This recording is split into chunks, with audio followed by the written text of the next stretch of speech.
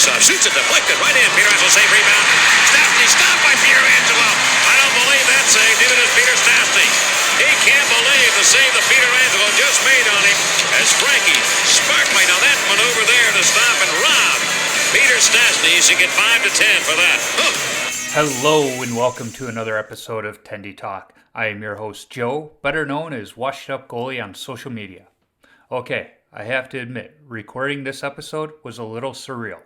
As a young goaltender growing up in Chicago, Ed Belfour was the goaltender I looked up to.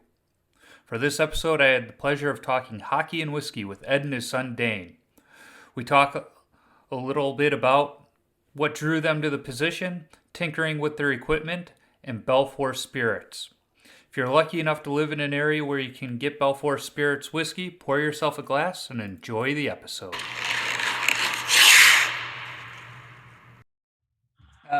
Well, Ed, Dayn, thanks for joining me tonight. It's a treat to talk to you.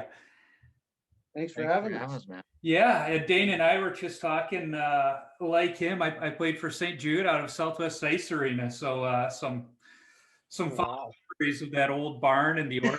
Yeah, that's one of my favorite rinks. Yes. When I was playing high school hockey for Brother Rice, Gary Presley, the Cubs organist, would play the organ for our games. Wow. Yeah, so that was fun.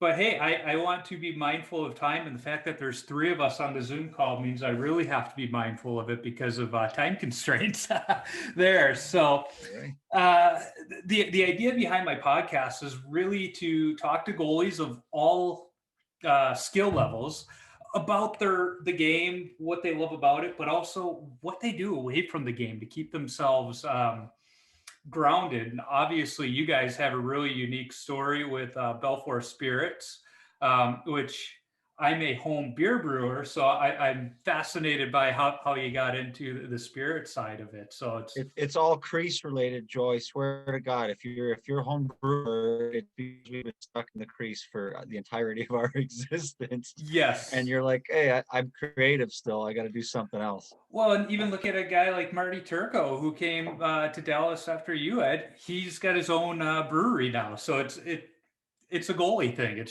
sure is. Totally a goalie thing. Yes. Well, I have to start out. I made notes, so I stay on task because my wife said, "No, make sure you let them do some talking too," because growing up as a kid, in Chicago in the early '90s, falling in love with the game and the position of goaltending. It wasn't a stretch for me to, really look up to you, Ed, as the guy I modeled my game after. Not nearly as well as you, but I still tried to model it after you. And it was many years before I finally got my first Eddie Belfour autograph. It was 2 years ago. My buddy TJ, who works for Goose Island, he was the fellow that organized their watch party with Chris Chelios and Darren Pang. And he goes, Joe, you got to get down here for this one. I said, oh, man, I can't. And he goes, well, if you want something signed, send it. So I contemplated. I have a San Jose Sharks jersey with Belfour and 20 on the back. And then I have my Chicago one. I feel like the Chicago one's the better one to send. And I sent my Upper Deck rookie card I had of you. And I have it right here. And what impressed me is when you signed it, you didn't just sign it Eddie Belfour. You signed it Eddie Belfour number 31 because that was the jersey in the card. And I just said that attention to detail, that is, I think, what set you apart in the game of hockey.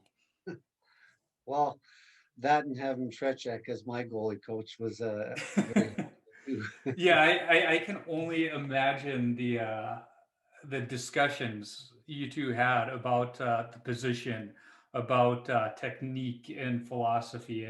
To be a fly on the wall, especially in the old Chicago Stadium, would have been something.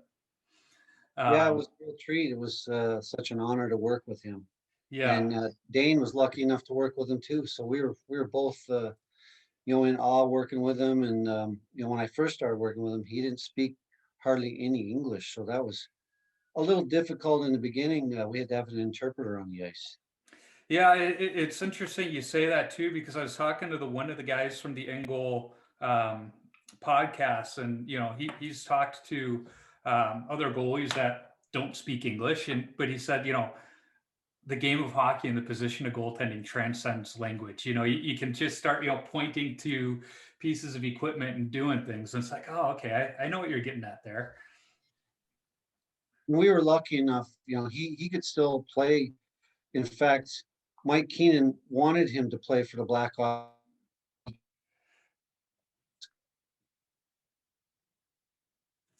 It was amazing to watch him in practice, and the guys were, trying to score on him. They wanted to score on Trechak, and they had a hard time scoring on him. He was still stoning everybody, so it was pretty cool. Well, that's awesome. I remember when you were traded to San Jose.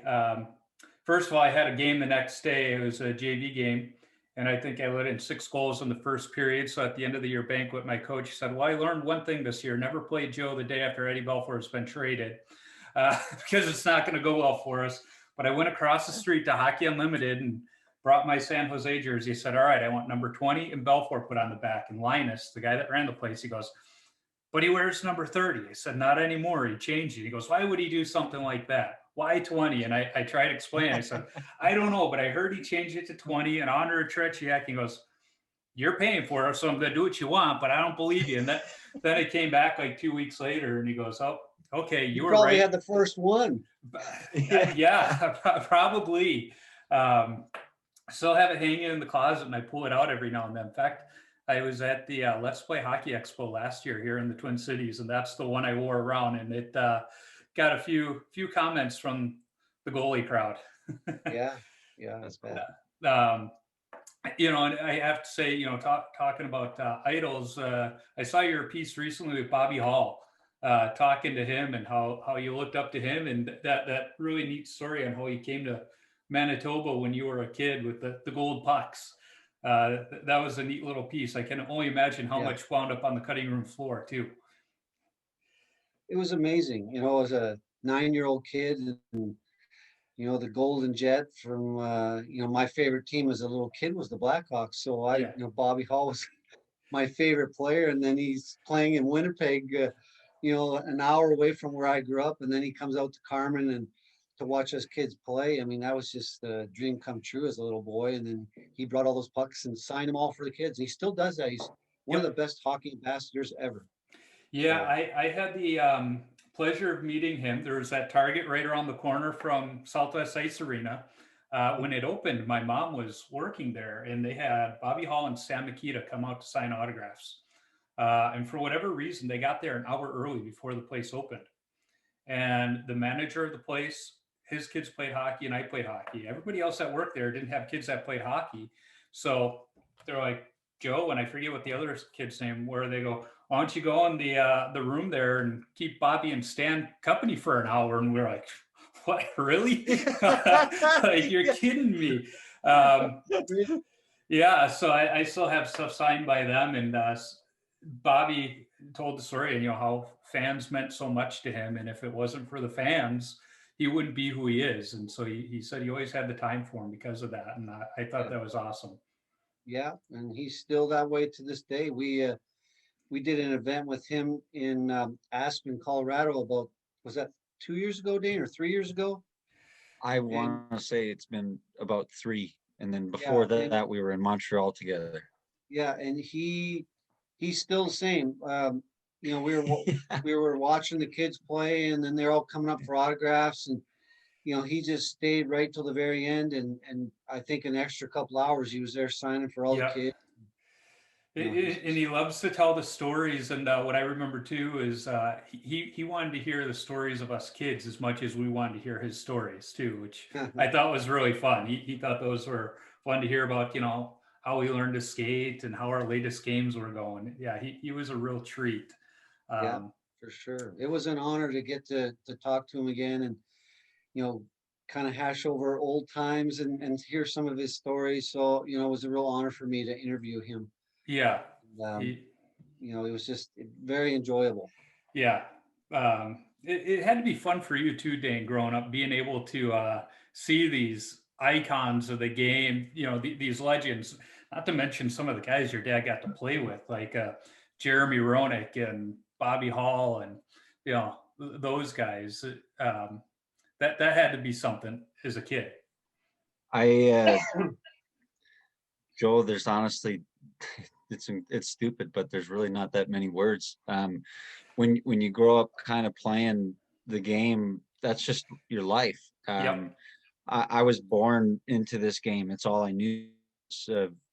Edward, he's one of the best goaltenders in the world, and that's all I knew. So this is life. There's nothing else outside of hockey, outside of the ice, outside of these guys, the Jet, Styles. You got Jeremy Roenick. Like, that guy's one of the coolest guys ever in the world to play the game. Yeah.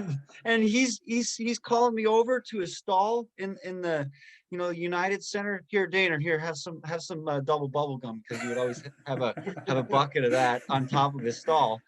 And I'll never forget this, but now that I'm 31 years old, I think I've earned the right to say this, but I'll never forget the day that Jeremy Roenick rigged an auction at the hockey camp, Chelly's hockey camp that they did every year. He rigged the auction so I'd win his autographed jersey. Like, that's what I was raised with. Like, that's the coolest dude in the world for me. Yeah. So He just seems like one of those guys that he's fun to have a beer with, and he's out there to have a good time. It doesn't matter if you're a former NHL player or just the person sitting next to him. He's going to have a good time with you. Yeah, he's awesome. One of my favorite teammates for sure. And, just such a competitor, but always awesome to be around, just like you said, wants to have a good time. Mm-hmm. He speaks his mind. He's not a BS artist. He just tells it the way it is. And I love him for that. Yeah.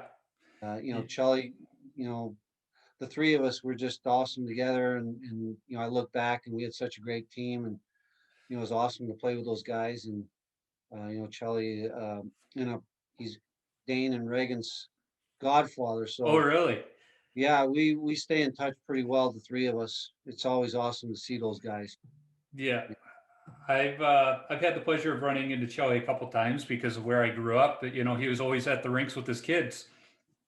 And I mentioned I played high school hockey at Brother Rice. Well, he played at Mount Carmel, and they're fierce rivals, and so Yeah. it wasn't uncommon to see him at some of those gatherings as well around the Catholic League. In fact, I went to Brother Rice, which is where Eddie Olczyk went to school, and I've told the story on the podcast. So one day I was walking into school, and he's standing there talking to the principal, and the principal calls me over. He goes, "Joe, this is," I said, I know who that is.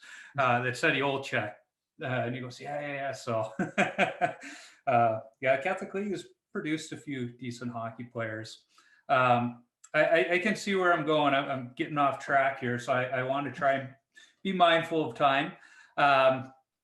Question for you, Ed. You've told the story several times of getting into hockey at a young age, and as a Canadian, that's normal. But what was it about the position of goaltending that really drew you in?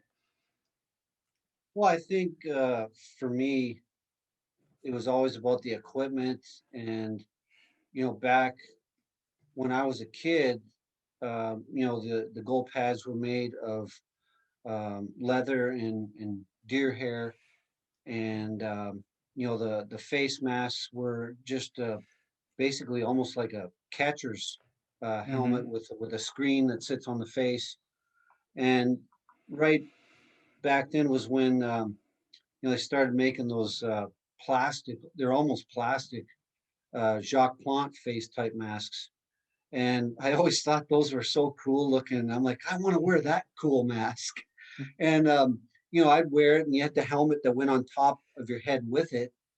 And I wasn't a goalie right from the start. I was actually a forward, but I still played goal once in a while as a little kid, just to try it. And always loved tinkering with the goalie pads. And back then, the Kinsman supplied all the goalie equipment. We couldn't afford to buy any equipment back Mm-hmm. then. And, I always got all the hand-me-downs and used equipment and stuff like that. But always loved playing with the equipment and messing with it. And I remember I got my first new set of pads when I was about 13 years old. I think it was 13 or 14. It was because the ones that I was wearing, all the hand-me-down stuff, they would be like deer hair all over my crease.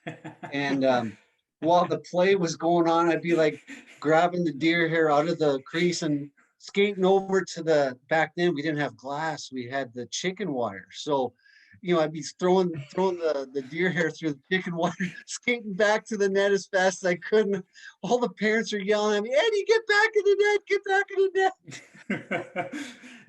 So It's finally, one of the parents, Mr. Lush, Jerry Lush, one of my teammates' fathers, he's passed away now, God bless him, but he went down, he got sick and tired of seeing me skating over to the chicken wire, and he bought me a brand new set of Coopers. And I still remember to this day getting those Coopers and being so like I was just on cloud nine. And I had the mink oil, and I oiled them all up and took them home and slept in bed with them. And oh my gosh, it was just an amazing time. And I just loved the equipment. Like I was probably a better forward actually as a little kid. I scored a lot of goals and very competitive. Uh, but as time went on, is growing up in a small town, the two guys that would play goal on our team, they didn't want to play goal anymore. I was the only one that knew how to play goal. So it was like the coach and all of my teammates like, hey, you got to play goal now. And I look back on that as a good thing that happened. I don't think I would have made it as a forward. So Dayn, when you start playing at a really early age, I'm gonna guess it just was normal that you're like, well, dad's a goalie. I'm gonna be a goalie. Was that really how it was, or did you try skating out? What drew you It, to the position? that's it. Thanks for asking that, Joe, because I really do value how I started playing hockey. Every kid starts out, really young ages, learning to, just get on the ice with their parents, with their mom and dad usually. And it's around the age of 4 or 5, really starting to skate, on your own. And I was dude, I was a left D because of my godfather, Chelly. You damn right I was a left D. And and from there, the evolution just kind of took place. Mom kept on bringing me back to practice every day. And before I knew it, that was a year down the road and under the belt, and another one and another one. And I ended up playing left wing, right wing, jumping up to center. I played all positions.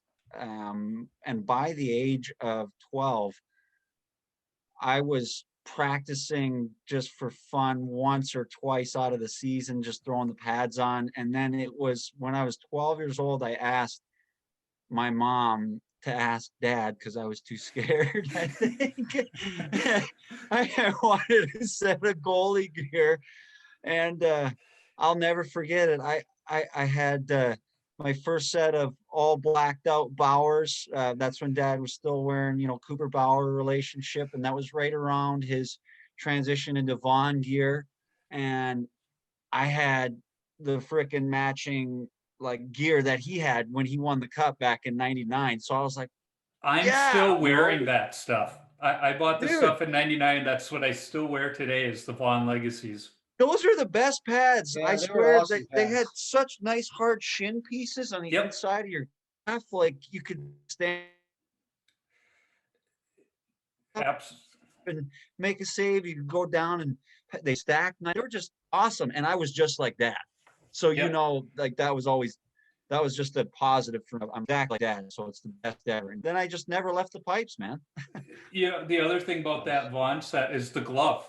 I mean, there's no way Kay Whitmore would sign off on that Vaughn Legacy glove today. It was like this big. I remember when I played my college hockey at St. Mary's in Winona, and when it came in my freshman year, the assistant coach, who was our equipment guy, goes, "The thing came with an F and 18 wheeler. It's so big." Deep pocket, Yes. pocket on that glove.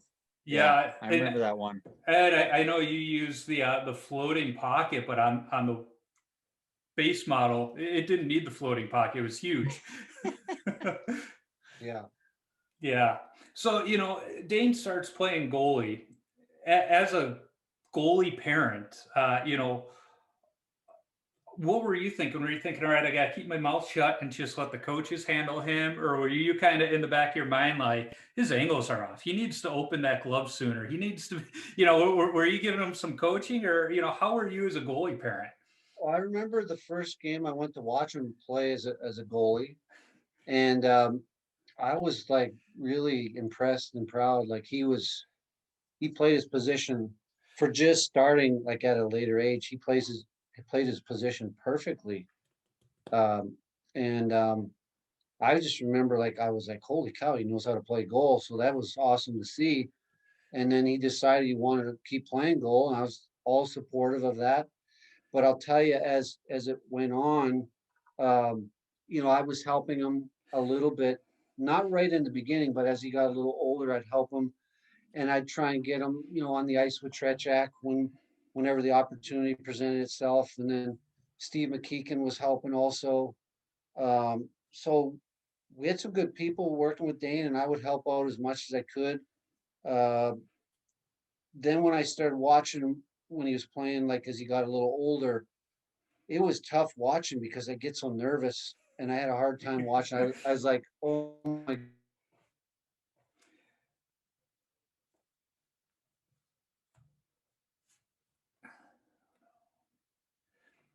you know what my mom and dad went through near as much as, maybe my mom and dad watched me, Mm-hmm. but I was also playing at the same time. So wasn't all the opportunities to watch, but I really enjoyed watching for sure. And very proud, of course. And there was times when, because Dane didn't play exactly like I did.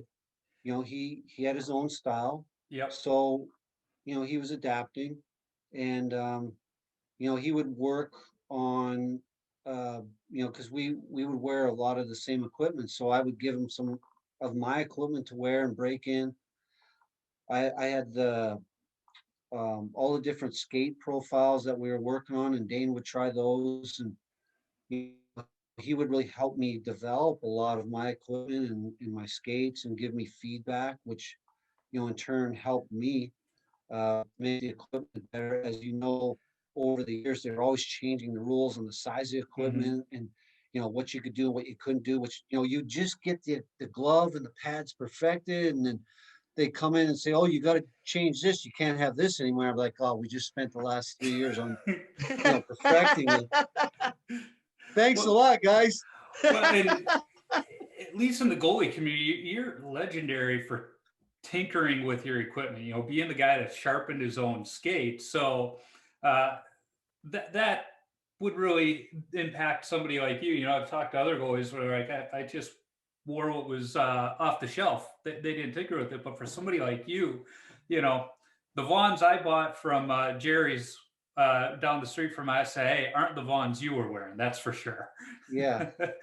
Yeah, I uh, remember we got the hacksaw. We're cutting the pads in half and pulling the stuff out. Well, this foam here is way too soft. We need to tighten this area up here, and we really got into the pads and customized them. And I'm sure every time that I came to the Vaughn factory, Mike was probably just shaking his head. Oh my gosh, here comes Eddie. And the Bauer guys, Dave Monder, he was awesome to work with, and everyone was just awesome to work with. The guys at the CCM factory, the Reebok factory, Jill's, he was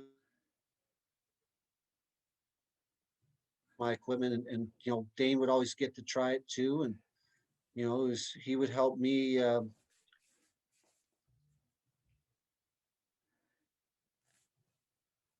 keep the darn rules the same, because you get something just figured out and it was perfected, and you'd be getting shutouts and playing awesome, and then they change the rules again.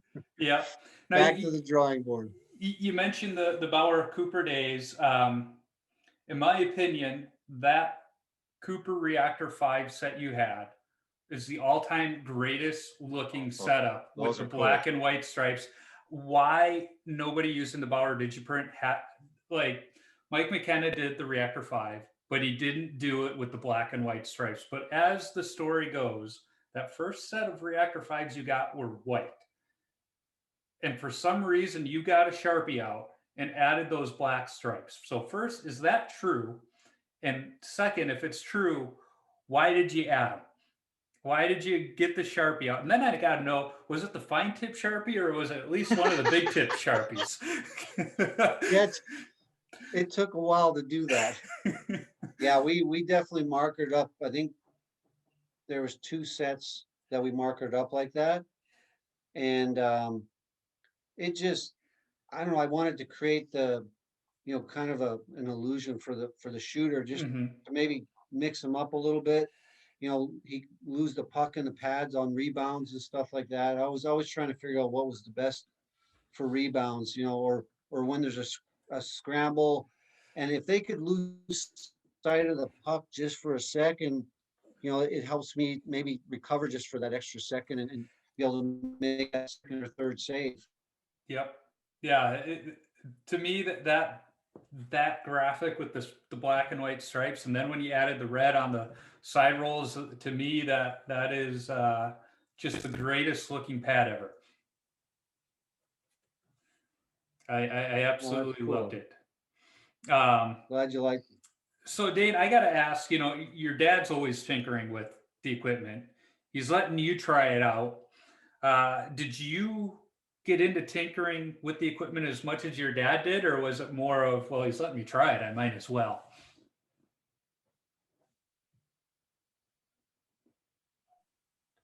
It's really funny you're saying this, but today, out of left field, and it's probably because of like podcasts we're having. I just started thinking of games I was playing, all the different equipment I was wearing, and I was like, I know 110% in my mind with what I've gone through just with dad. I could make my own equipment. That just came out of left field today. I was like, I could design new equipment for new kids. That'd be great. I know what I'm talking about. I've worn it. I've been through it. And I just had to laugh because along the lines of what dad was saying, I just had it all figured out and freaking changed everything and wrecked it for us. So at the end of my career, I was so used to making changes every single year.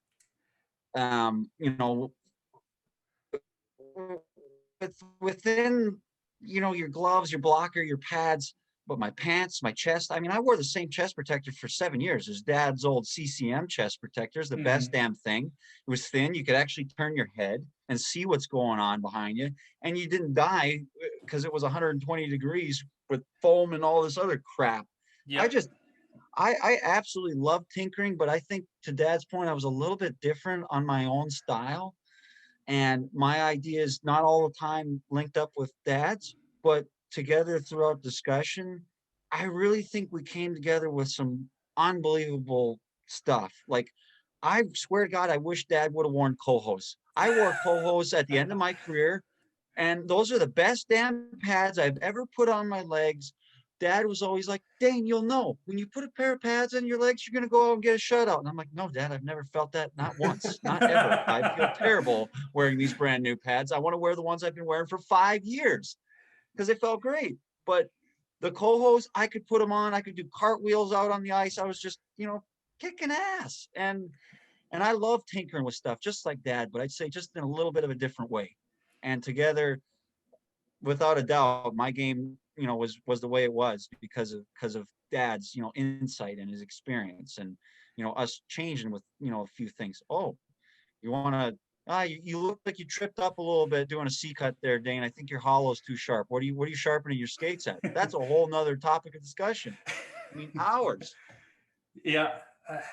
Sharpening skates, I was taught how to do it, but I could never get it just right. Thank God I was practicing on rental skates and not my own. That's Joe. I will tell you right now, I have watched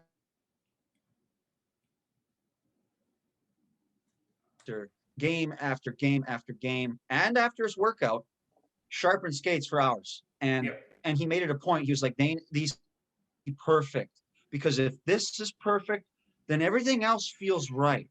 So I really cherish all the little things that I picked up from the game and from my dad, just tinkering with stuff. I Yeah. mean, that's how we do it with our own whiskey. I was going to say we tinker with stuff. I was gonna say that has to have carried over nicely into the whiskey. It's almost a perfect transition too, because as trust me, I started writing out notes, questions I wanted to ask, and I said time is limited, so I have to really keep it to a minimum here. But the whiskey side of things is really different. And to your point, it is a lot of tinkering, getting the recipes right. I've learned that in my home brewing. So before we even get into that, I got to ask Ed, your passion, at least when you were in Chicago, was no secret, was racing and cars. You were a gearhead. You had the 41 wheelie on the back of the helmet.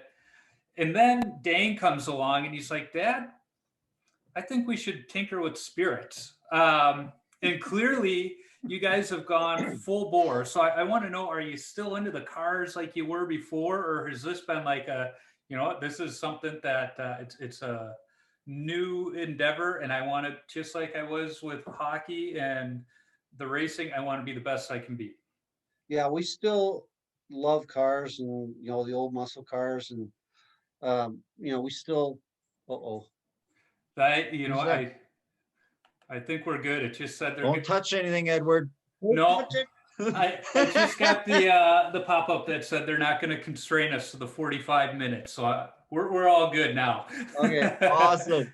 Yeah, no, we still love the old cars, the muscle cars and street rods and, racing. I think at some point, Dayn and my younger son, Adler, we want to get back into some form of racing. Mhm. Dayn has got me into the rally car stuff too, which I wasn't involved with when I was younger, but I just recently with Dayn's Yes. advice got a Subaru STI, so it's pretty cool to race.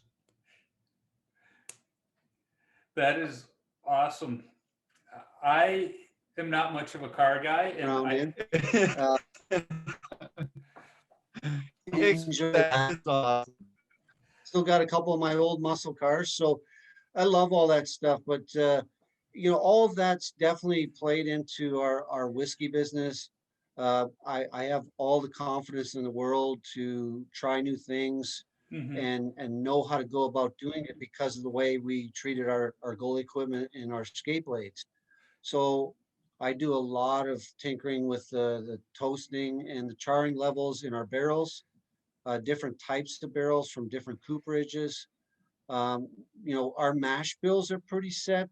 We do try a little different on the mash bills here and there, but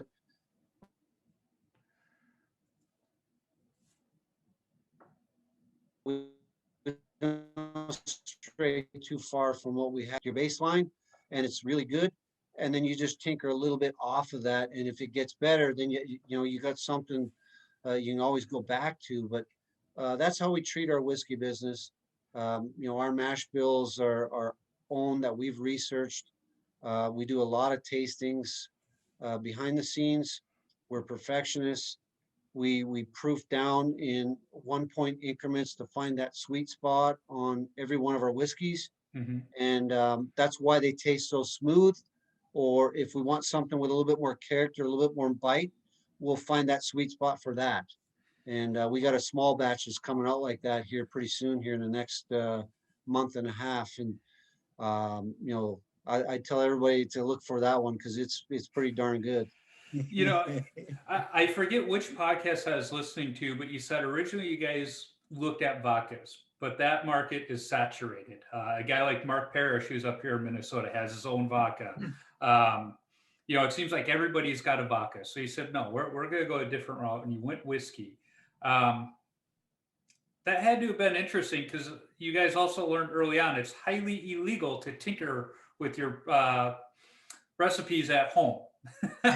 So how do you not only learn the craft of making whiskey, but do it to a point that you guys are winning awards, all over the place for such a young brand? Well, no comment. Yeah, don't worry. None of the federal authorities are listening to this.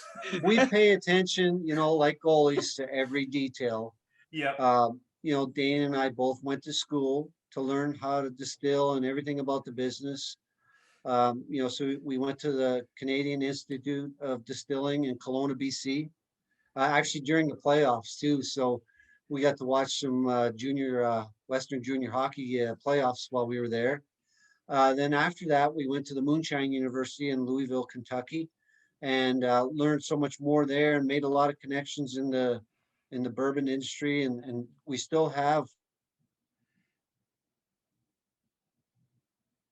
that we met there, still working and helping Belfour Spirits perfect its business and our business, and so we've you know learned a lot from those two schools. We had a chance to do a lot of tinkering at the schools while we were there, and learning about the mash bills and all the different yeasts that you can use. Dayn was then lucky enough to do an internship at Woody Creek Distillery in Basalt, Colorado. So he got to do hands-on work on a day-to-day basis at the distillery. He made our first 12 barrels of our straight rye whiskey right now. That's was our limited edition straight rye whiskey, and it's the one with the very beautiful chalice on top. Looks kind of familiar. Yep. Yeah, I've seen something every now and then around summertime that looks close to that. Yeah, exactly. Yeah. Yes. I think it's fascinating how you really immersed yourself into it, and you didn't just find something that worked. You're taking it as it is. It's a craft.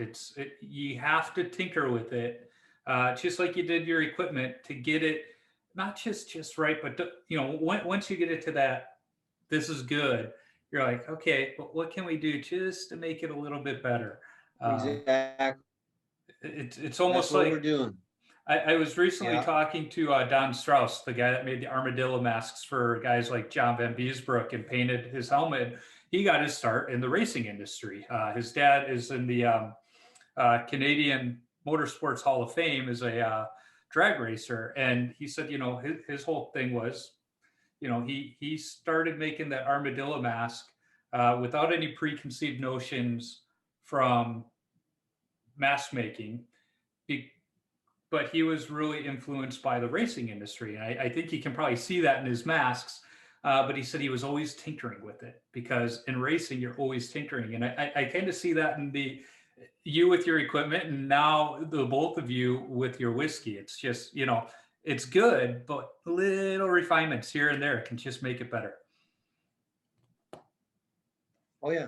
And I think with our business model, we love the special editions, the limited editions, the single barrels, the things that are really unique. We have, I bet, probably 20 little projects behind the scenes that we can come out with over the next 10 years, and have the single barrel programs. People love those single barrel programs and the small batches and special editions like the Sioux bottle that we just came out with. Mhm. I think it was sold out in like 2 weeks. So Well, it's awesome. there's not much more to do up in Fargo right now with the way the weather is. So yeah, it's going to sell quick. Yeah, Oh, no, people, we were fortunate enough to, Southern Glazers sent some of it to Illinois, and some of it we had here in Texas also. And it's done well, in both places there too. We have some more of it that we're going to come out with sometime over the next year. We're not sure when, so that some of the folks that didn't get any will have some back on the shelves for those folks. But Yeah. we'll definitely have more special editions like that in the future. Some really unique products that are interesting to talk about, and look at the history of that product. But the juice inside the bottle's gotta, it's gotta be great too. And we're always, like you said, we're always trying to tinker with it and make it better.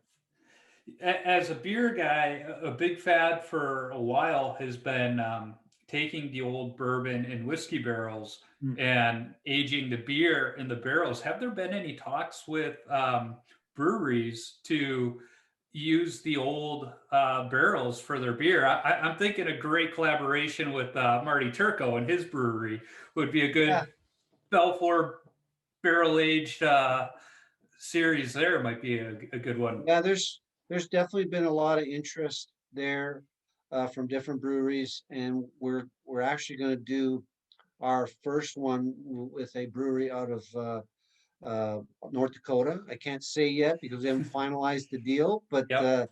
it'll be in Grand Forks, and it'll be a pretty interesting project that I look forward to get involved and promoting that project, and it's going to be a lot of fun. But there's been a lot of interest in that, Mhm. and when we have our own distillery here in the near future, we're hoping to announce that also. We'll be able to do a lot more of that. Yeah, well, as a Minnesotan, I should be able to get my hands on some of that beer at least. It's interesting you mentioned, some of the uh, special stuff has gone to Illinois. Now, my sister still lives in Chicago, but my folks have retired out to one of the coastal islands in North Carolina. And my sister was going to visit over Christmas, so Dad goes, "Why don't you bring me some of that Belfour whiskey? Let me try it out." So, of course, she went to Kenwood Liquors in Oak Lawn and found a bottle of it and brought it out to Mom and Dad, and they went, "Yeah, this is pretty good." so it got their seal of approval. That's awesome. Yeah, Good to hear. yeah. I'm thinking Mom and Dad probably could have used some of it back in my playing days to get them through my games. It's always helpful to have a little toddy here and there, definitely after some of those rough games. Yeah, you know, th- one of the things I do to close out every episode is I have a list of 10 rapid fire questions, and one of those is the best drink for after a game. So we'll be getting there. um, one of the other things I really like about Belfour Spirits is it's just not you and Dayn. Your daughter's involved as well. Um, as a dad, how proud are you to have a business that is successful and to have your children play such integral roles in that business? Well, I'm very proud, and I'm so fortunate that all three of my kids live here in Dallas, in the Dallas Metroplex, near me. We're involved with one another on a weekly basis, on a daily basis, over the phone. It's just a real treat, and they're the most important people in my life, and just honored that they both love the business, detailed and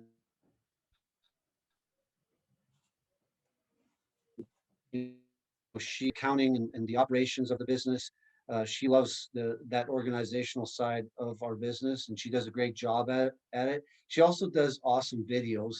I don't know if you've seen any of her videos, but she does these cocktail videos where she makes a cocktail and talks about the cocktails, and Dayn does it too, and they both are great at that part of our business. Dayn's awesome. He was a bartender, so he's awesome at making drinks, and he's very good at all our tastings, and he tastes and smells all the aromas of every whiskey that we have and puts those profiles together.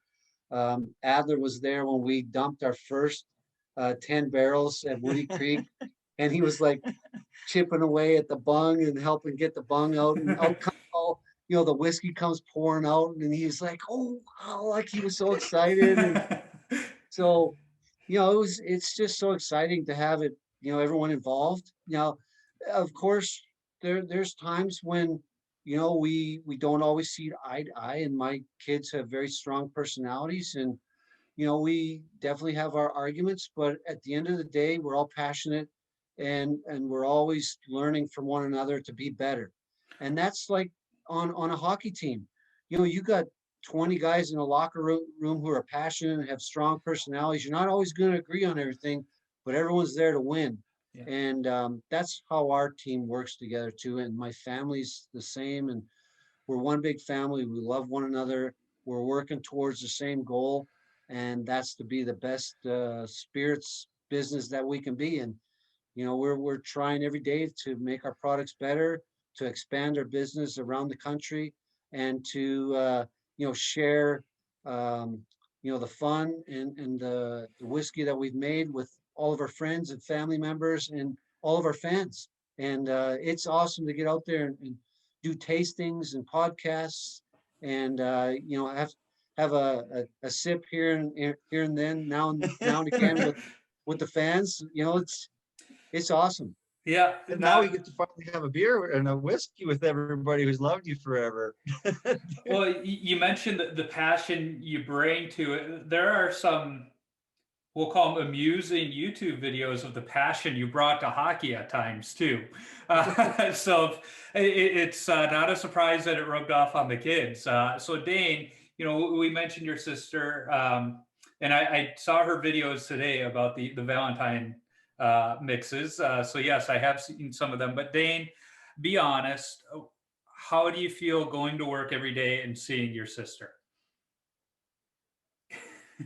Well, that's really a great question, Joe, because I love my sister. Yeah. She's 3 years, just under 3 years younger than me, and it's funny. Whenever we're out together, she said, oh, she says we're twins.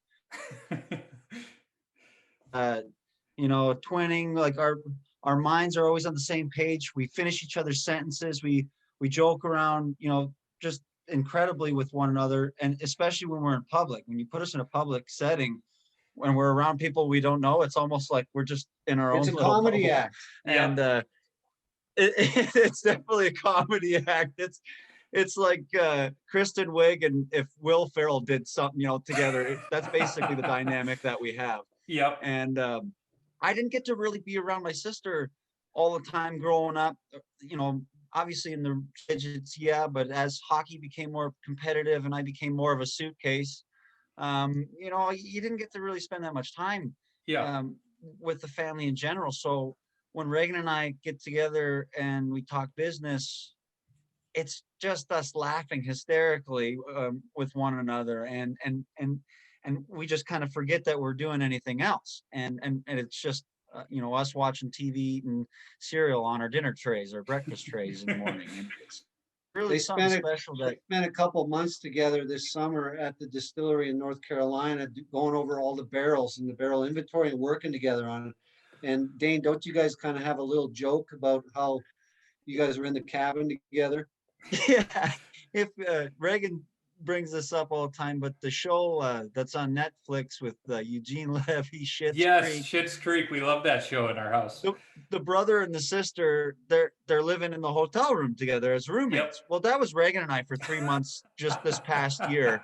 At the last quarter of the year, closing out, re-inventorying all of our barrels and checking on profiles and just getting the next few batches ready. Well, that was Reagan and I, and you know, I'm trying to get into the bathroom and she's still showering. I'm like, Reagan, we only got 10 minutes. We're gonna be late. We gotta get going. So it's never a dull moment. It's very high energy. I love working with my sister. She is so organized, and I am a little bit kind of all over the place. Oh, there's a squirrel over there. And so she really helps me be on point. You're a goalie, so that's how we are. Yep, gotta, you know, the peripherals are always going, and you know, there's always a guy back door behind the net, and he really didn't do any of the work to get the puck into the zone anyhow. Yeah. So neither here nor there. I'm a true traditional goalie. Hey, forwards, you might learn something if you listen to us. Yes. So where in North Carolina is the distillery? Because I'm heading there in a couple weeks. Statesville. Yeah. Okay. I'm gonna have to see how close that is to. Yeah, it's called Southern Distilling, and they got a nice operation there. It's Pete and Vienna Barger, it's husband-wife team. They're just great to work with. Great and crew. You know, we're so fortunate that they allow us to come in and work at the distillery and, you know, do our tastings there and our blendings, and we're very thankful for them. That's amazing. Yeah, I'm heading out there for a spring break with the family to visit mom and dad. So I may have to bring that one up to dad. We may have to take a day trip. Nice. So as I mentioned, I like to close out the podcast with some rapid fire questions, and I want to be cognizant of time as well. Because like you said, I think I could probably go for 4 or 5 hours with you too, if allowed. And I don't want to do that to you guys. So, you know, we'll save that for when you guys expand into Minnesota, and we can maybe do it in person. Who knows? We'll bring a bottle up, Joe. That's how it's got to be. Yeah. You know, and if it's still winter, I got the backyard rink. We can do some skating and even better. Yes. I'll have to send you guys the link. I don't know if you ever saw the Steve Carell video where he was practicing goalie by himself. Me and my kids remade that video on the backyard rink last week because we had nothing better to do, and with rinks pretty well shut down here. So yeah, it's a fun little thing back there. But so the first question is, and I'll go back and forth between the two of you, but I'm really interested, Ed, to hear from you because you got to play for Mike Keenan. What's the craziest coaching moment you experienced in your playing days? Craziest. Well, being pulled out of a 2-2 game. Oh, you just don't do that. No. Yeah. That was my craziest moment. I was like, I can tell you're still harboring feelings on that one. the locker room took the beating of that one. Dayn, I'll give you the same question. What was the craziest moment you had from your playing days? Oh my God. I'm not gonna lie. I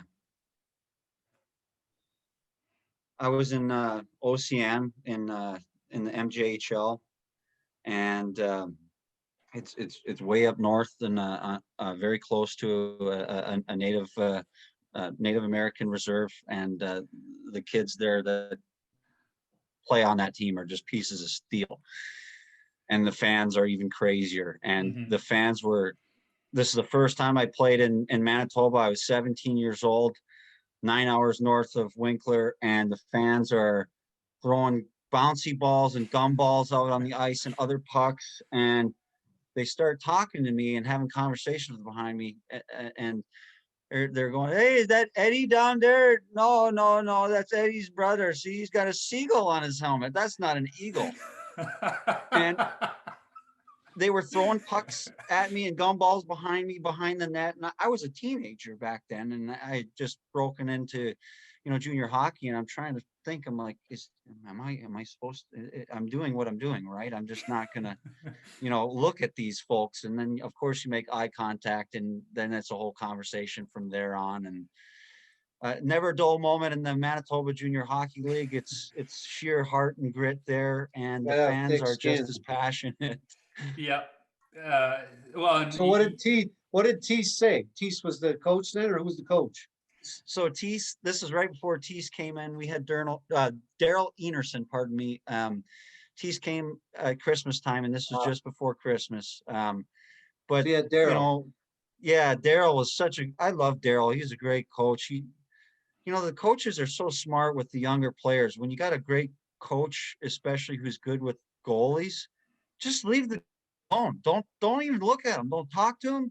Just say a couple nice words. And that's all Daryl said. He was like, "Hey, Dayn, just go out there and watch the puck." And my only problem was when they threw 2 or 3 out on the ice at the same time, really. I was looking at all of them, of course. Yeah. Trying to stop the one in the middle, right? Yeah. Yep, exactly. So the next question is, and I almost feel guilty asking this one because the answer for me is pretty much anyone you or Ed, is what's your favorite all-time goalie mask? Doesn't have to be yours, can be anybody else's. What's the favorite mask you've seen out there? Well, I really love Tony Esposito's mask. He was my favorite goalie when I was a little kid, and I drew 2 art renderings of him. I think I was in grade 3, and I just loved Tony and loved his mask. That was my favorite mask, and I ended up winning first prize in the Carmen Fair with those art renderings of Tony Esposito. So you can imagine how happy I was signing with the Chicago Blackhawks and getting to meet Tony Esposito. Yes. So. Dayn, what about you? What's your favorite all-time mask? I was always a big fan of, obviously, Dad's mask. I mean, the Eagle was just freaking so cool. I love Patrick Laleem's mask with the little Marvin the Martian. Yes. I love that one. But who had to have been probably my favorites was Roman Turek's mask, my dad's goalie partner. He had Eddie, the Iron Maiden guy, on his helmet. And I grew up, after Dad got traded to San Jose, he left his entire CD collection. So I had Iron Maiden, Def Leppard, Scorpions, Kiss, you name it. And I was like, hey, I know that guy. And I thought that was just the coolest mask. Roman Turek's, interpretation of Eddie of Iron Maiden. That was just awesome. Yeah, that was a great mask. So I have to ask, Ed, you work with some great painters, first with Greg Harrison that created the Eagle and really gave you the name the Eagle. And then you worked with Todd Miska, who's literally 30 minutes up the road from me, and then Bishop. But Todd's son, Hunter, he's now playing for Colorado, but last year with their AHL affiliate, the Eagles, he came out with the Eagle mask.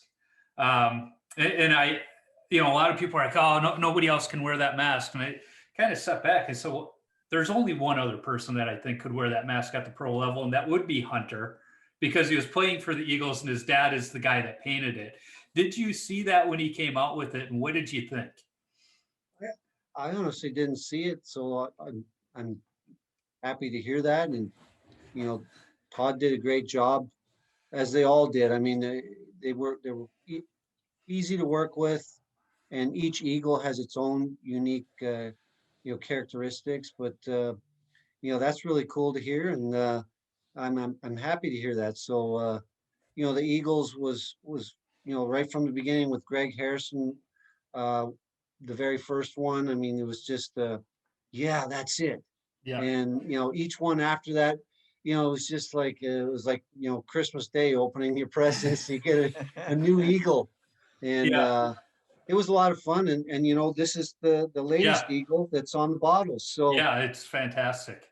And my one of my best friends from back home, Jeff Friesen, who did, he ran Carmen Incorporated for us, and built a lot of special cars for us. His daughter Abby Friesen, who sat in the Stanley Cup in '99 when we won it, she created this Eagle. Oh, very cool. Yeah, so I mean, they're all awesome, and now we got this Eagle here, and it's just even like I call this guy the War Eagle. So yeah, I think it's great. So I'm going to go to the next question, and this one always makes people think. What's your favorite rink that you've played at? Well, that's easy. Chicago Stadium. I got a piece of it right here on my desk. I loved that place. I got a couple chairs, right, Dad? Yeah, we still have a few of those. So I got to share this story. The first time I went to the Chicago Stadium, we had gotten tickets to the New Year's Eve game in the last year of the Chicago Stadium. And I was never so upset to see Jeff Hackett come up those stairs first, because I was like, I'm going to finally see Eddie play in person. And here comes Jeff walking up those stairs. And I was like, my first time at the stadium, and I don't get to see him play. And I think you guys played Dallas that night. You still won the game. And about a week or two later, I got to come back to the stadium with a buddy of mine and got to see you play in person. But it was like, oh my God, the disappointment of I forget how old I was at the time. It was my dad found humor in it though. Yeah. Well, I was probably just as upset as you were not being in the net. Trust me. Yes. Dayn, what about you? What's your favorite rink to have played at? I'm gonna have to say the Air Canada Center. I had the honor of going on the ice as a 14-year-old and a 17-year-old for a Maple Leaf skills competition with Dad and all the guys on the ice. And I'll never, ever forget, 20,000 fans screaming my name, Dayn, Dayn, Dayn. And you stoned Kenny Klee on a penalty shot. It was awesome. Like the things that I've been able to do because of, my family and my dad and, the game that I grew up playing, there's just not enough words for that. Like, the question earlier, Bobby Hall, Chelly and JR and everybody else, it's just, and of all places that I got to be in, I wish it was the Maple Leaf Gardens, but Air Canada Center. Hey, Are you here kidding it me? is. Yeah, that is one of my favorite photos back there. Edward, say something Spanish so they can see your face now. Say something Spanish, I dare you. Orlo. Mega mind. For me, I have to say my favorite rink it's a toss up between where I played college hockey and Southwest Ice Arena. And I'll always say it's Southwest Ice Arena because that's where I learned how to skate. And I learned how to skate at the Murray Bannerman Learn to Skate. Murray Bannerman. Yes. Yes. There you go. Yeah. That's awesome. He had his Learn to Skate out there in Crestwood. So what was your favorite all-time or favorite stick that you used in your playing days? My Christians. Those things were amazing. I loved them too. They were awesome. I loved Christian goalie sticks. And it's unfortunate what happened there, and but I still, I mean, just loved them right till the end. Yeah. What about you, Dayn? I was a big fan of the Christians because I loved how tough they were, Yes. and you could actually feel the stick. Like it had good weight to it, had good feel. The other stick I really liked was a Sherwood. When Dad went to Toronto, oh my God, Sherwood was making. They were kicking. They were kicking. Like you could just rip the puck with these Sherwoods that Dad just first got when he was in Toronto, but they weren't as strong as the Christians. So it's like, what do you got to kind of pick your night, I guess. Pick your stick there with what you're really after. Yeah, and those Christians, they were so strong that it took more than one whack at the goalpost to break them, I'm told. Yeah, I love hitting. That's people. what I saw in a video. Yeah, those are the best ankle breakers for sure. Yeah. Would you say, Edward? Ankles and kneecaps. Yeah. I'm stalling because I'm looking for the picture. I used Christians in college too. And I kept all my broken sticks, and I made a coffee table out of all of my broken Christian sticks. And it's still at my mom and dad's place in North Carolina. If I can find the darn thing. Nice. I made a birdhouse one year. Nice. It wasn't as, I didn't have all Christians. It would have been way cooler if it was Christian. Oh, yeah. And they were the Toronto pattern there. I just cut them all down and made a coffee table out of them. That's and cool. It was a great little conversation piece in the dorm room, that's for sure. Yeah, that's awesome. But I have to say my favorite stick is that Cooper Reactor 5 that you used late in Chicago and early into San Jose and Dallas. What I loved about that one was the paddle it wasn't as round on the front and back. It was more flat, and for whatever reason I just felt I got a better grip on it. So the next question, we're almost through them, is what's your favorite youth hockey memory? I'd have to say just we used to go around to all the little towns around us, and we play 4 games in one day. All those little tournaments. Yeah. And in between the games, you'd be with your teammates, you'd be playing like floor hockey in the rink. It was like hockey, the whole weekend, Friday night, Saturday and Sunday. And just loving the game and just having a blast with your teammates, and just, there wasn't really any pressure. It was just all about just having fun and playing hard and just, doing what you love. I love that. What about you, Dayn? It's kind of a flip back and forth, to be honest with you, Joe. I remember, just playing one spring, spring league. I was going back and forth between forward and goalie, playing with St. Jude. We won our championship game, and I had to have been maybe 10 or 11 years old right there. But my favorite youth hockey memory, and I'll say this, is actually when I was coaching my kids in Aspen. They were 12 and 13-year-old boys, and we made it to the finals in Colorado. We didn't win, but my kids, they they like rallied from Christmas time on. And I had never been so proud to be associated to the game and be able to give back just everything that was given to me from dad and all the other guys, just to see, you know, these 14, 15 kids, you know, around the age of 12, 13, give it their all. That's for the love of the game right there. Yep. That's what it's all about. I love how you talk about coaching and saying that it's giving back to the game, because when my college days were over, I coached at the high school level for a couple of years until I had kids of my own, and it was to give back to the game that gave me so much. And it really was rewarding. It was almost more gratifying at times to see these kids get it and succeed on the ice than it was doing it myself. It was really fun.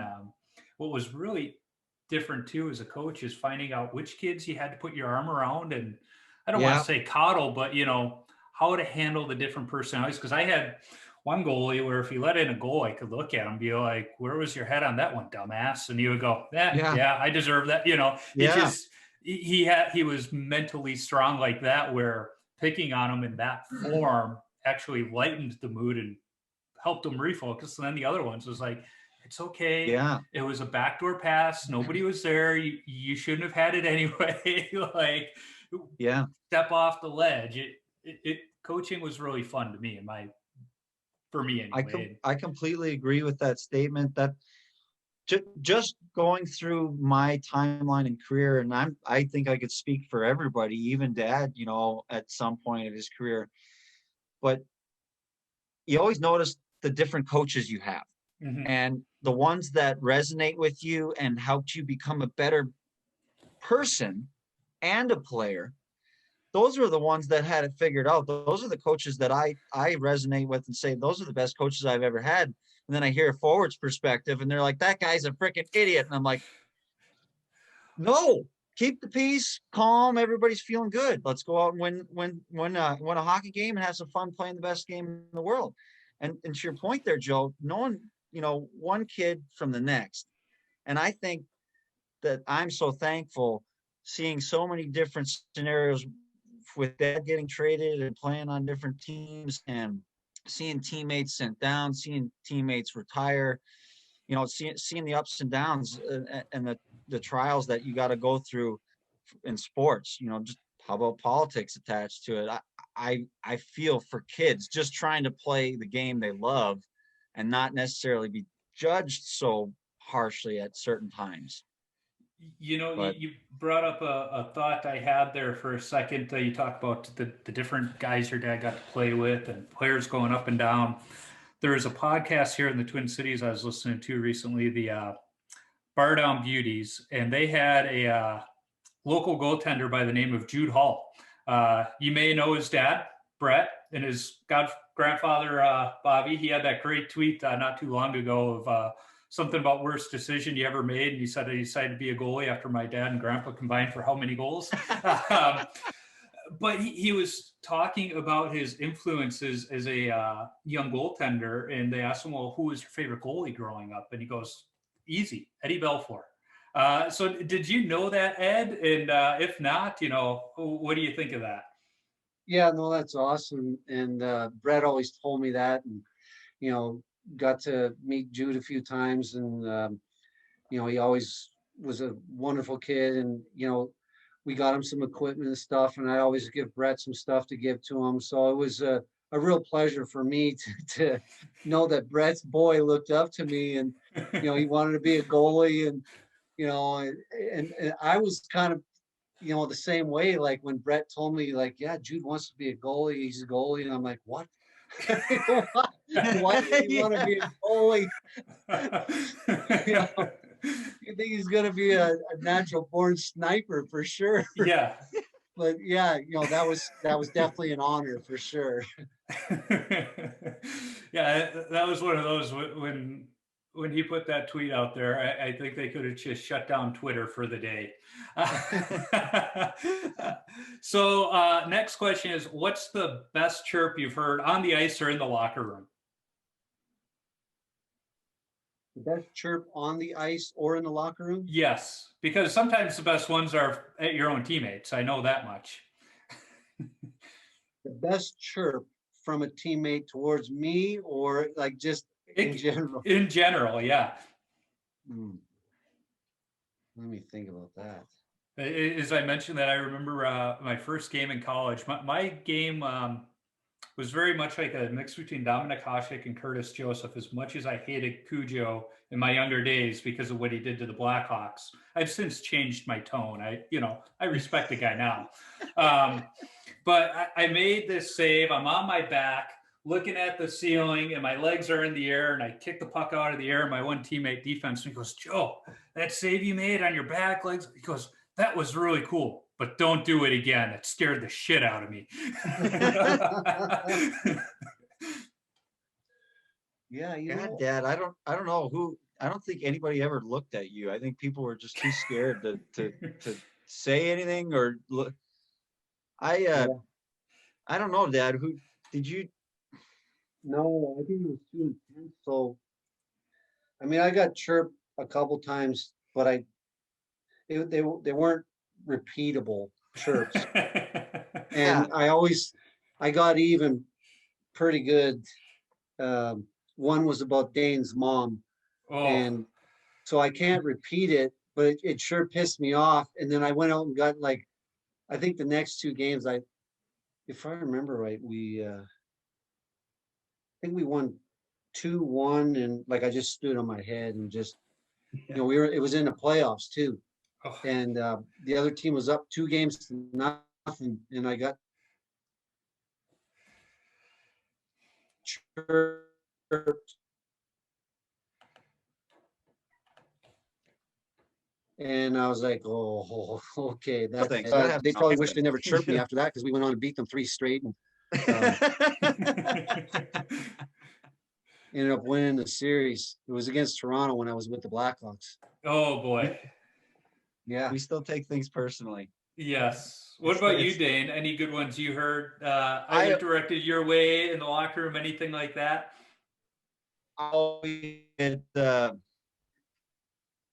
I actually, for Secret Santa one day, it was hilarious. I'll never forget it.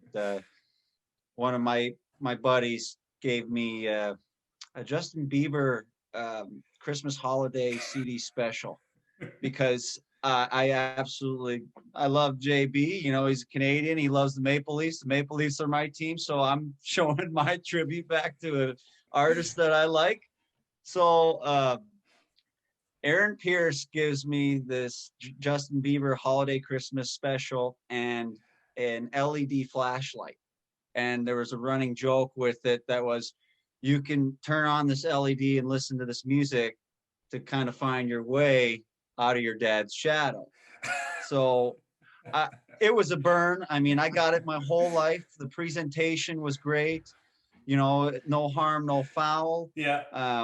But everything that I got bitched at, or pardon me, chirped at was, sorry about that, Joe. Don't worry about everything I got was definitely Edward related. And the other one I heard was, hey, buddy, why don't you trade that visor in for some talent, coming from a guy in the Ontario Provincial Junior who was wearing a visor, chirping somebody wearing a bird cage. And I was just 15 years old playing in the league. And that's all I got. Everything else, I just kind of blacked out. It wasn't so much of a chirp for me, but I was playing at St. Mary's, and I was a 4-year JV All-Star. I joke that I had the fastest door in the MIAC. So we would round out our schedule with some junior B teams, and I always stood at the one end of the bench that was right next to the visiting team's bench. And so the other goalies there, and they're always trying to start a fight, but we had the full cage and they didn't. And one kid looks at me and goes, "So do you guys not fight because, it's a Catholic school?" And I looked at him and said, "No, it's because we have cages on and you guys don't. It's not a fair fight." And he goes, "Huh, I suppose that makes sense." Yeah, where's the logic? Yeah, it's like, that's why I'm in college right now and you're not, buddy. I think a little differently. So this next question is that one I alluded to earlier. What's the worst post-game drink you've had after a game? I typically say beer, but you guys are in the spirits business, so it could have been something else. Say it again. The worst post-game beer or drink you've had. The worst post game. Yeah. Because I know the best one was whatever you were drinking out of the cup in '99. That's a really good one. When I mentioned I met or ran Eddie Olchek at school the one day, he was talking to the student body and he mentioned that he's only drank alcohol twice in his life. Once in '94 out of the cup, and then at his wedding during the champagne toast. Those are the only 2 times he's had alcohol. But anyway, the worst post-game beverage for you guys. Oh, Gatorade. Gatorade. You're going there? I didn't- was thinking more Long Island iced tea. I haven't been back to Long Island since. So that's got to be a tough one after a game. uh-uh. I was Yeah, I'll never forget it. My roommate, he gave me one of those. That was it. That thing is disgusting. Me and my buddy were, I think, 14, 15. We're down in central Illinois. My dad was a Chicago fireman for 30 years, but he taught for the state teaching different firefighting classes. And we're down in a little area south of Champaign, Philo, Illinois. It's known as the center of the universe because, as the story goes, somebody walked out of the local bar, the only bar in Philo, climbed up the water tower and painted center of the universe on the water tower, and it's been there ever since. But the waitress is getting ready to come and take our drinks, and my buddy tells my mom, he goes, you know what? I think I might have one of those Long Island iced teas. What's the difference? My mom goes, oh, only about 5 shots of alcohol. And he goes, oh, maybe I won't be having one of those today. Long Island. Yeah. So when you tape your stick, do you go heel to toe or toe to heel? I was always a heel to toe, Dad. Heel to toe. Yeah, I'm the same way. And that was because a lot like you in the early days, I went up the heel, and it was a lot easier to start over if I messed that up, if it was at the beginning, excuse me, than at the end. Yeah. I think I know the answer to this question, but I ask everybody, so I'm going to ask it. What's your favorite number to wear and why? Well, obviously number 20 because of Vladislav Tretiak. Yep. It's the day that we won the Stanley Cup ended up being the 20th of June. So that was pretty cool. The game started on the 19th, but if you remember, we won it, I think it was like, I don't know, 12:30 a.m. or 1 a.m. in the morning. Yes, I remember that game because I was a senior in high school that year, and I had just left the day the game started to move into the dorms at St. Mary's so I could work the hockey camp. And Mom and Dad dropped me off, and then they went back to the hotel room, and Mom says, yeah, Dad's sitting there watching the game all down. He's like, I should be watching the game with Joseph. And she's like, he's probably back at the dorms watching with the guys. No, we weren't watching the game. We had the keys to the rink, and we went out and played for like 4 or 5 hours. And we're going, all right, we'll get back and we'll watch the replay on ESPN. And we get back to our rooms and we're like, oh my God, the game's still going on. I turned the game on maybe 2 minutes before Brett scored that goal. You were good luck. Yes. Look at that. Yes, Perfect. I was pretty excited to watch that one. And one of the other goalies, PT Hayter, he was playing for St. Olaf. He's now actually a Northfield cop.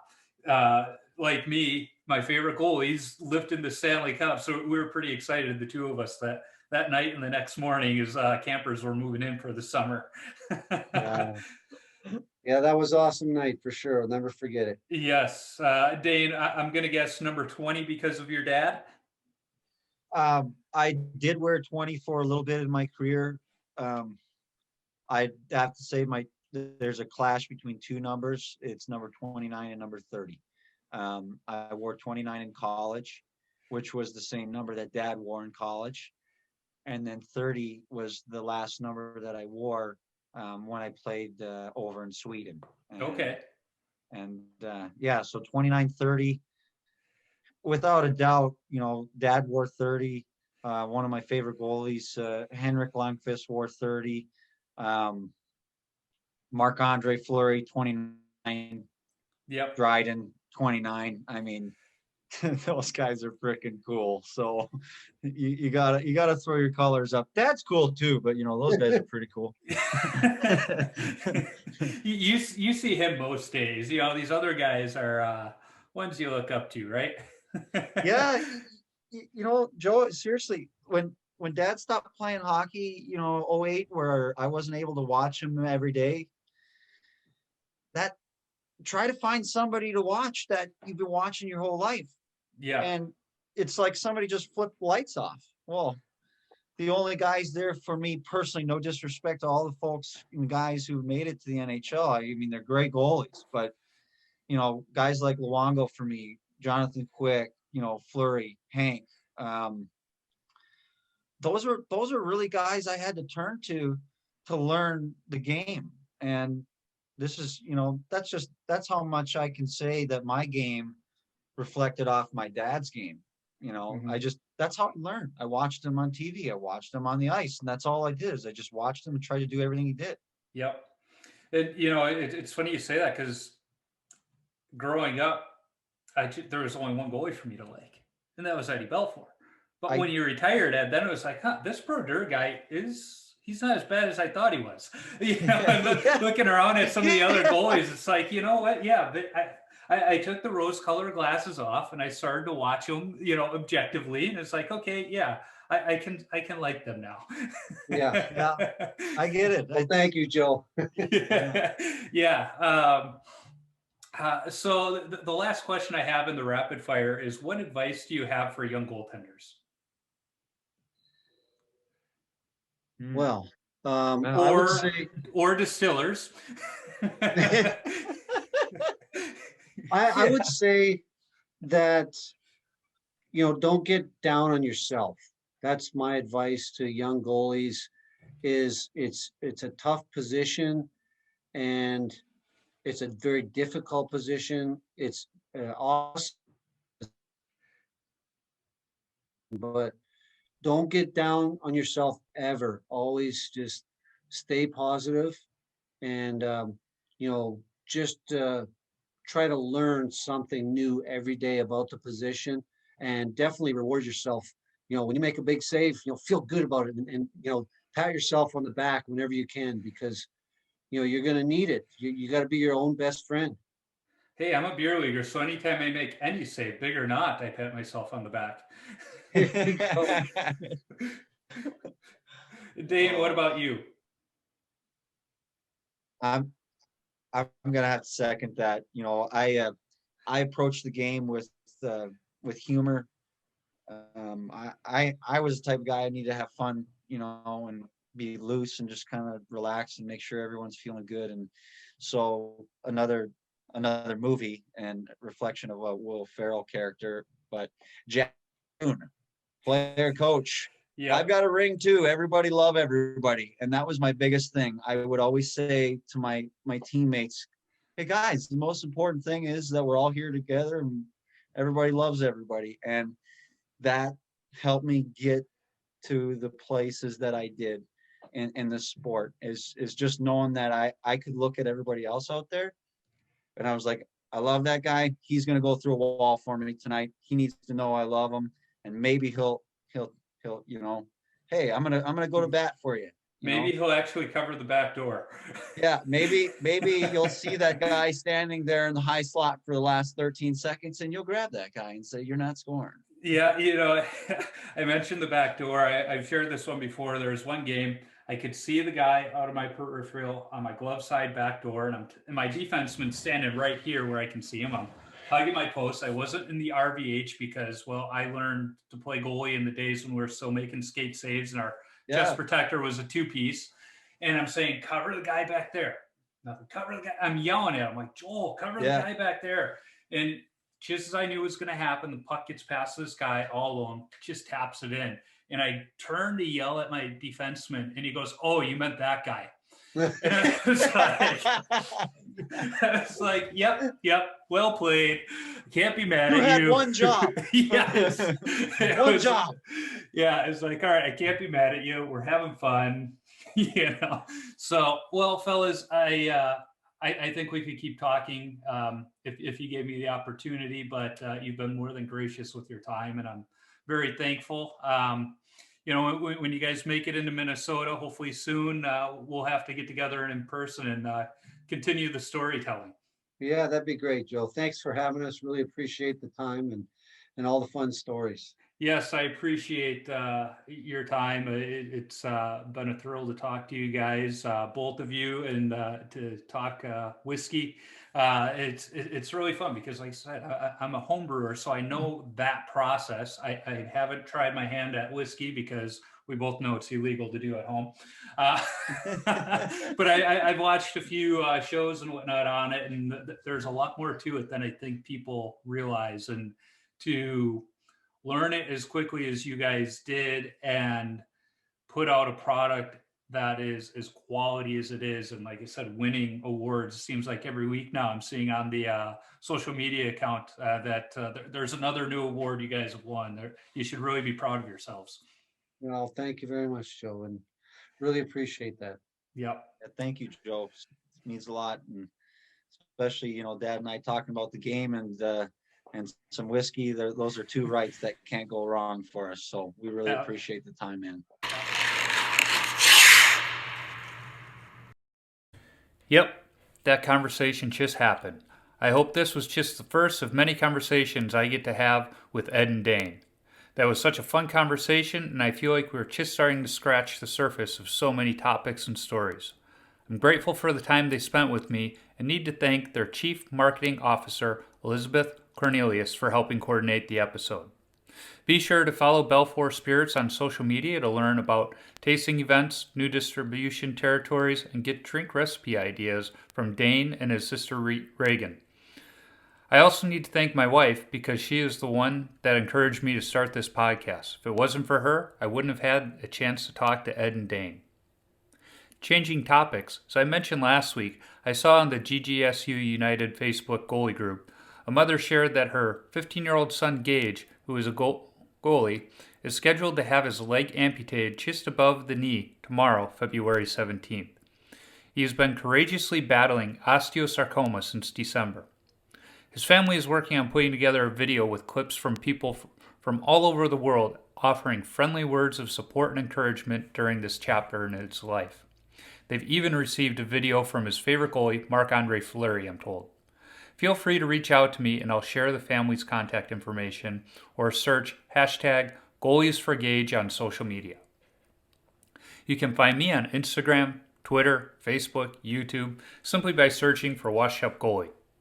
Visit washedupgoalie.com for some great hockey-related content, my beer league hockey video highlights when I'm able to find a skate during this pandemic, and of course, all podcast episodes. If you want some Wash Up Goalie or Tendy Talk apparel, be sure to visit my Threadless shop by clicking the shop link on my website. Like the podcast? Give the BLPA Big Show a listen. The BLPA Big Show is part of the BLPA Podcast Network that is a couple of beer league players chatting about beer league exploits, not just hockey, but all sports, and at times hot topics in the world of hockey, hosted by Nick Jones and Trish Dangles, and Cara Diabella seems to be the unofficial co-host as well. I need to thank the band The Zambonis for allowing me to use their music on my podcast. You can download their music on iTunes or listen wherever you stream your music from. I'm working on lining up other goalies to talk to for future episodes. If you are a goalie or have a connection to a goalie who I should talk to, shoot me an email at washedupgoalie39@gmail.com or send me a DM on social media. Let's not forget, if you're a brand who wants to sponsor the show, be sure to reach out to me. I'd be happy to talk. And finally, if you like what you hear, be sure to subscribe, rate, and comment on the podcast platform you're listening on. It's a quick action on your part that helps others find Tendy Talk. Until next time, keep your stick on the ice and your body square to the puck.